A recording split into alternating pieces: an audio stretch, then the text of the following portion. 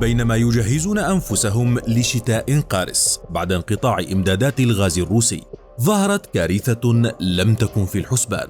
صيف ساخن تداعياته قد تكون أخطر مما قد يحدث في الشتاء.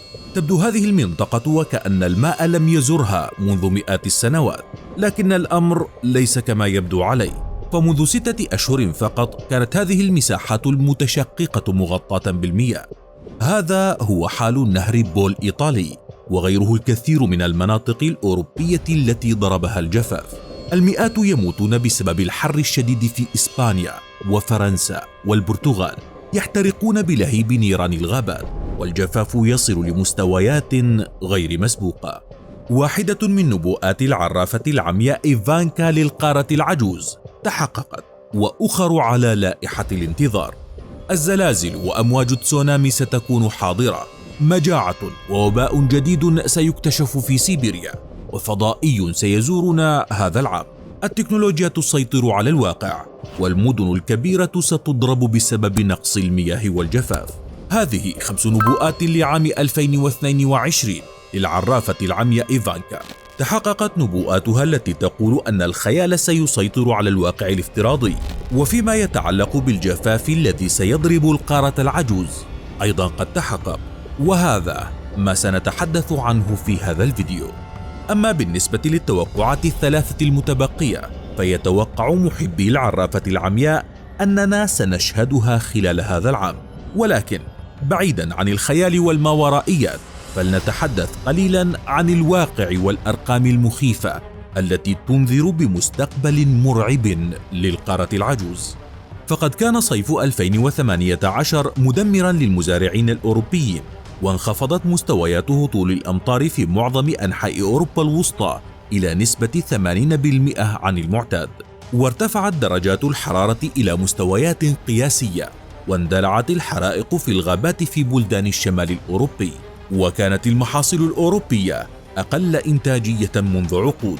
اعتقد البعض أن ذلك كان من أسوأ أعوام أوروبا، لكنها في الحقيقة كانت البداية فقط، وقد نكون أمام أكثر أحداث الجفاف كثافة في أوروبا خلال 250 عاما الماضية. أوروبا تحترق. خلال الأيام الماضية أبلغ عن ما يقرب من 250 حريقا جديدا في البرتغال، معظمها شمال شرق بورتو. وبسبب موجة الحر التي انخفضت تدريجيا، لقي أكثر من 650 شخصا حتفهم. وما بين 7 و13 من يوليو كان هناك شخصا يموت كل 40 دقيقة، حيث سجلت لوسا في وسط البرتغال مستوى قياسيا بلغ 64.3 درجة مئوية. وأعلنت الحكومة حالة التأهب باللون الأحمر في 16 منطقة. وبسبب سوء الأحوال، ألغى رئيس الوزراء البرتغالي أنطونيو كوستا زيارة دولة كانت مقررة إلى موزمبيق، وذلك من أجل البقاء ومراقبة الحرائق. وبالانتقال إلى جارة البرتغال إسبانيا، التي اندلع فيها 30 حريقا منفصلا عبر مساحات شاسعة، وتجاوزت درجات الحرارة 40 درجة مئوية في بعض الأماكن. وبين 10 و15 من يوليو 360 شخصا قد لقوا حتفهم بسبب الحرارة الشديدة، ودمرت الحرائق حوالي 14,000 هكتار من الأراضي في جميع أنحاء البلاد. أما في فرنسا، فقد أجبر آلاف الأشخاص على الفرار من اندلاع حرائق الغابات، واحترق ما يقرب من 11,000 هكتار من الأراضي. وإلى المملكة المتحدة، التي عقد فيها اجتماع طارئ لمجلس الوزراء، وهو الثاني بشأن هذه القضية لمناقشة موجة الحر. اقترحت الحكومة العديد من الإجراءات، بما في ذلك قيود سرعة السكك الحديدية على بعض أجزاء الشبكة، وذلك للحد من الأعطال، وإغلاق المدارس في جنوب البلاد. لكن الأمور لن تتوقف عند هذا الحد، وقد يكون كل عام أفضل من الذي يليه. فقد أشارت مجلة فرونتيرز إن ووتر في دراسة نشرها علماء من كندا وألمانيا أن موجة الجفاف ستتكرر في منطقة الألب وفرنسا وشبه الجزيرة الإيبيرية بنسبة أعلى ب50%. الجفاف الأوروبي. أدت موجات الجفاف الشديدة وشح الأمطار إلى فرض قيود على المياه في دول جنوب أوروبا، وبدأت دول الاتحاد الأوروبي بسياسة تقييد الوصول إلى مياه الشرب. وربما يكون الوضع أكثر دراماتيكية في شمال إيطاليا، حيث تشهد المنطقة أشد جفاف منذ خمسينيات القرن الماضي، وتمت دعوة أكثر من 100 مدينة للحد من استهلاك المياه قدر الإمكان.